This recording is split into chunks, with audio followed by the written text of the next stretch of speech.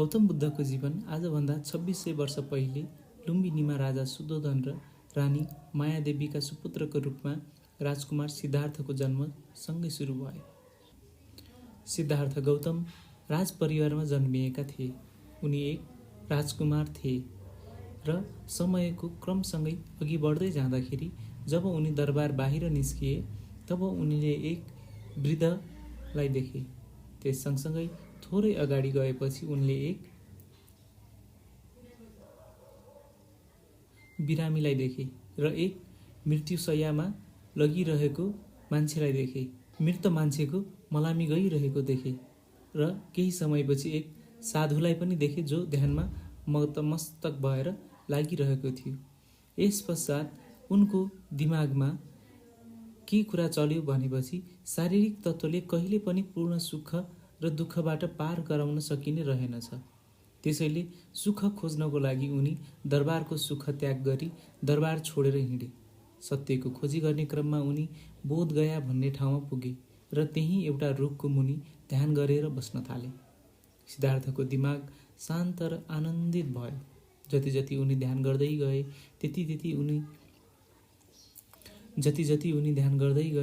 त्यति उनको ध्यान र विवेक बढ्दै गयो। शान्त र स्वच्छ मनस्थितिमा उनले जीवनको सत्य खोजी गर्न थाले। जीवनमा दुःखको कारण के हो, कुन बाटोबाट हामी सदा सुख प्राप्त गर्न सक्छौँ भनेर आफूले आफैलाई सोधे। उनले आफ्नो अन्तरात्मा, आफूभन्दा टाढा र आफ्नो देश, विश्वभन्दा टाढा सत्यलाई हेरे।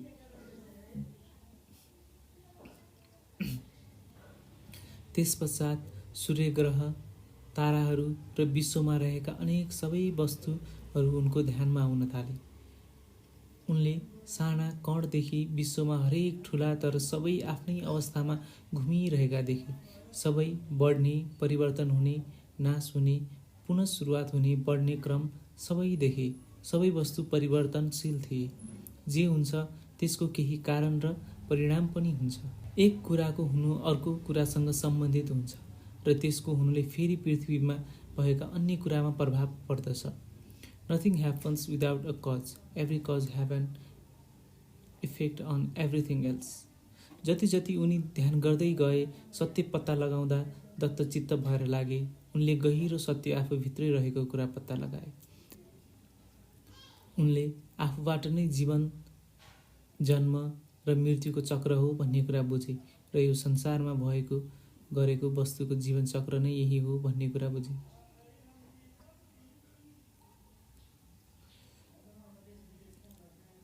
We are born, we live and we die, not one time but again and again.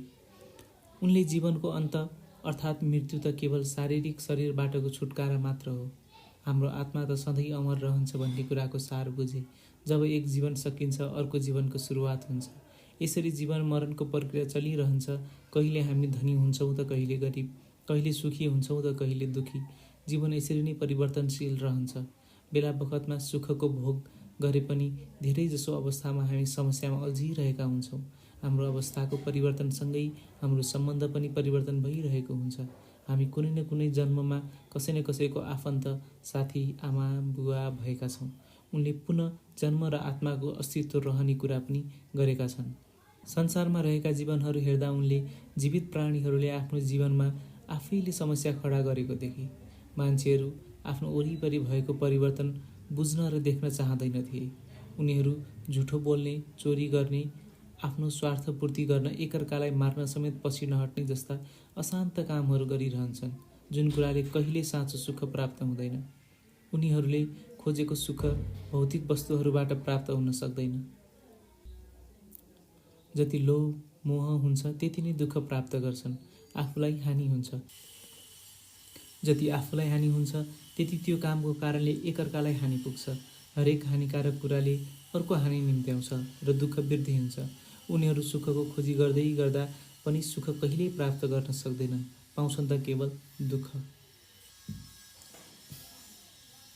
अन्त्यमा सिद्धार्थले सबै दुःखको अहल निकाले र उनमा एक प्रकारको चमक र ज्योति छाएको थियो। उनी अब साधारण व्यक्ति थिएनन्। उनको मुहारमा शान्त र मन्द मुस्कान छाएको थियो। भनिन्छ मध्य दिउँसोको 4 को घाममा पनि सिद्धार्थले आकाशमा हेरे अनि बिहानीको तारा देखे। उनीमा अनौठो आभास भयो। सारा जगतलाई बुझ्न सक्ने भयो उनले आफ्नो आत्मा, पुरा सृष्टि, ब्रह्म, विश्व, संसार सम्पूर्ण देखे। संसारको अस्तित्व बुझे। हामी यो संसारमा हुनुको कारण र कसले हामीलाई यो बनायो आदि सबै कुरा बुझे। अन्ततः उनले बुद्धत्व प्राप्त गरे। उनले प्राप्त गरेको ज्ञान र कर्मका सिद्धान्त नै बुद्धत्व हो। यही ज्ञान नै पछि गएर बुद्ध धर्मको रूपमा प्रचलनमा आयो। यसरी उनी सिद्धार्थ गौतमबाट गौतम बुद्ध बन्न पुगे र बुद्ध ज्ञानी, आध्यात्मिक र सत्यवादी भए। 6 वर्ष पहिलेदेखिको खोजको अन्त्य भयो। यो दिन पूर्णिमाको रात थियो जुन दिन उनले बुद्धत्व प्राप्त गरे।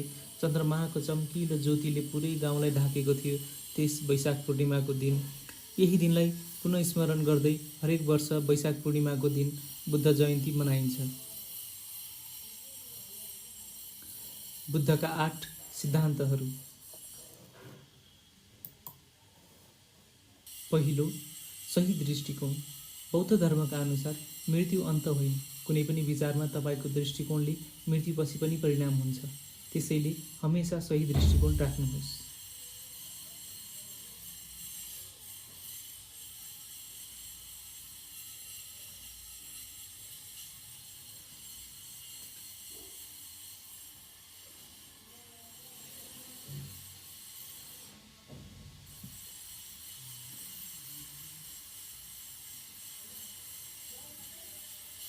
दोस्रो, सही सङ्कल्प।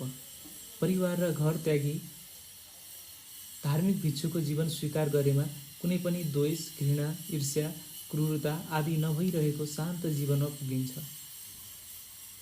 तेस्रो, सही भाषण।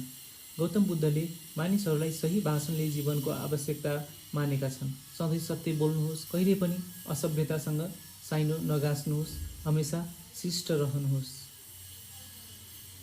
चौथो, सही आचरण। सही आचरणले कसैले पनि हत्या वा कसैलाई पनि हानि गर्नु, कसैलाई ठग्नु। र पाँचौँ, सही जीविका। मात्र आवश्यक कुरा प्रयोग गर्नुहोस्, कहिल्यै पनि कुनै पनि चिज बर्बाद नगर्नुहोस्। तपाईँले जरुरी नभएका कुराहरू सबै दान गर्ने प्रयास गर्नुहोस्। छैठौँ, सही प्रयास। इन्द्रियका विचारहरू, सन्देह, उत्साहहरू, अशान्ति र कुनै पनि प्रकारको द्वेष विरुद्ध नियन्त्रण गर्नुहोस्। सातौँ, सही सतर्कता। यो भनेको आफ्नो गरिरहेको कुरामा सधैँ चेतना रहिराख्नु हो र आफूले अहिलेको वर्तमान समयमा के गर्दैछु भन्ने कुरामा सधैँ ख्याल राख्नुहोस्। र अन्तिम, आठौँ, सही समाधि। यो 4 ध्यानका चरणहरू अभ्यास गरेर मनको एकीकरणको लागि हो। एक जिज्ञासुले गौतम बुद्धसँग सोधे, के तपाईँका सबै शिष्यले बुद्धत्व प्राप्त गर्छन्? बुद्धले उत्तर दिए, केहीले गर्छन्, केहीले गर्दैन। तपाईँ जस्तो योग्य पथ प्रदर्शक पाएर पनि यस्तो किन? यदि कुनै पथिकले तिमीसँग राजमहलको मार्ग सोध्छ तैपनि भट्किन्छ भने तिमीले के गर्नेछौ? बुद्धले भने, तथागत मेरो काम केवल मार्ग बताउनु हो, भट्किनेलाई मैले के गर्न सक्छु र? जिज्ञासुले उत्तर दिए। बुद्धले भने, मैले पनि के गरौँ, मेरो काम केवल मुक्तिको बाटो बताइदिने हो, हिँड्ने त उनीहरू आफै हो। बुद्धले एउटा गाउँमा प्रवचन दिइरहेका थिए। प्रवचन पूरा भइसकेपछि एकजना गाउँलेले उनीसँग सोधे, हे प्रभु, तपाईँ यतिका वर्षदेखि मनुष्यलाई शान्ति र मोक्षको कुरा सुनाइरहनु भएको छ, तर कति मनुष्यले शान्ति र मोक्ष प्राप्त गरेका छन्? बुद्धले भने, तिमी पहिले गाउँमा गएर उनीहरूलाई के पाउन चाहन्छन् भनेर पत्ता लगाऊ, त्यसपछि म कहाँ आउनु, मैले तिम्रो प्रश्नको उत्तर दिनेछु। त्यही गाउँले गाउँका प्रत्येक घरमा गए, सबैले सांसारिक सुखको कामना गरे। कसैले छोरो चाहिएको छ भने, कसैले धन प्राप्तिको चाहना व्यक्त गरे, शान्तिको इच्छा कसैले पनि गरेनन्। ती गाउँलेले पुनः बुद्धको नजिक आए र सबै कुरा बताए। बुद्धले भने, यही त कुरा छ, शान्ति र मोक्ष कसैले चाहन्छ र? सबैले सांसारिक सुख साधनलाई नै शान्ति प्राप्त सम्झिन्छन्। सुखको मार्ग शान्तिको मार्ग होइन, त्याग र संयमबाट नै शान्ति प्राप्त हुन्छ।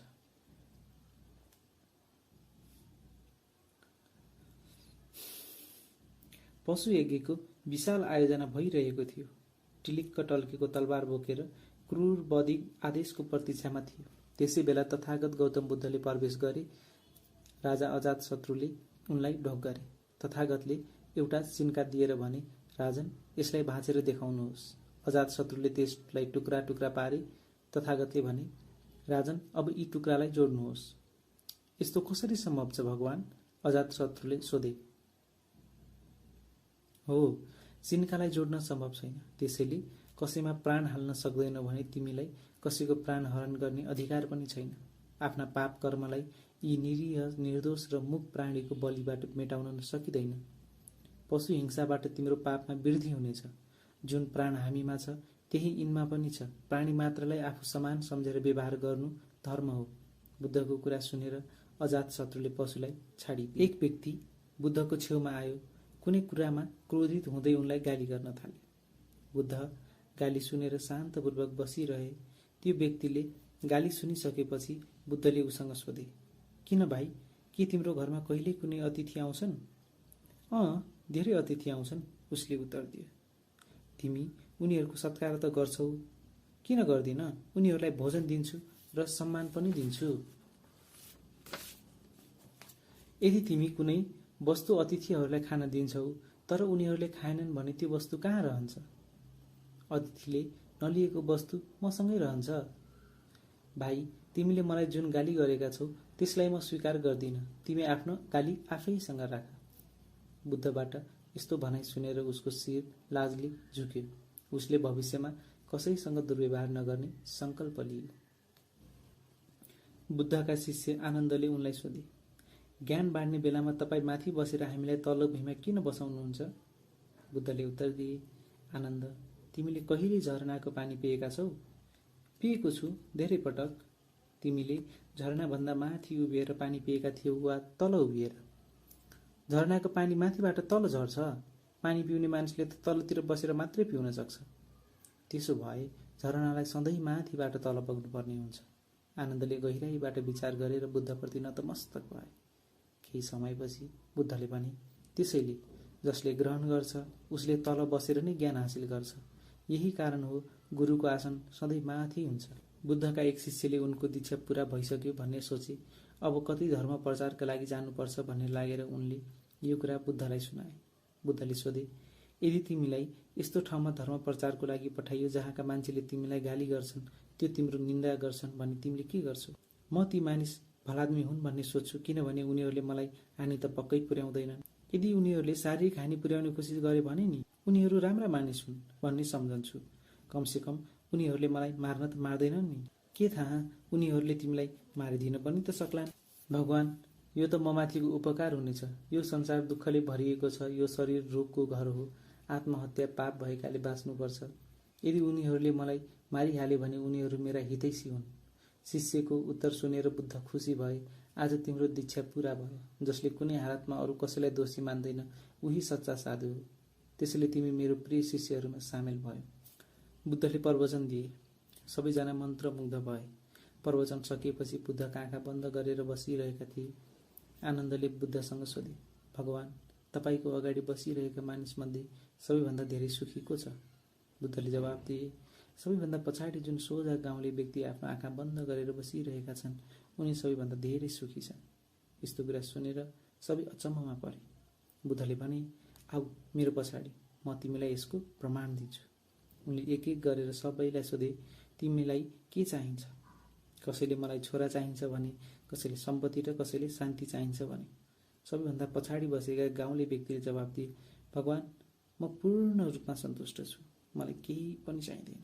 मसँग जति छ त्यतिबाटै सन्तोष मिलिरहोस् भनेर आशीर्वाद दिनुहोस्। आनन्दले भगवान बुद्धको आँखामा हेरिरहे। बुद्धले 29 वर्षको उमेरमै दुःखबाट मुक्ति प्राप्त गर्ने उपाय खोज्ने उद्देश्यले आफ्नो परिवार छोडिदिएका थिए। 35 वर्षको उमेरमा उनले उपाय भेटे। त्यसपछिका 45 वर्षसम्म उनले आफ्नो विचारको प्रचार गरे।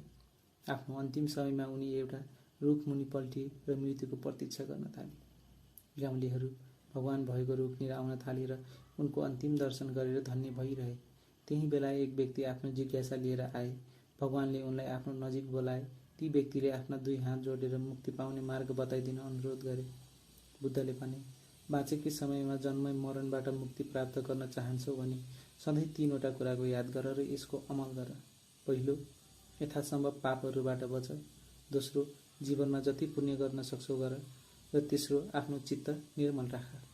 यी अन्तिम शब्दका साथ भगवान बुद्धले आफ्नो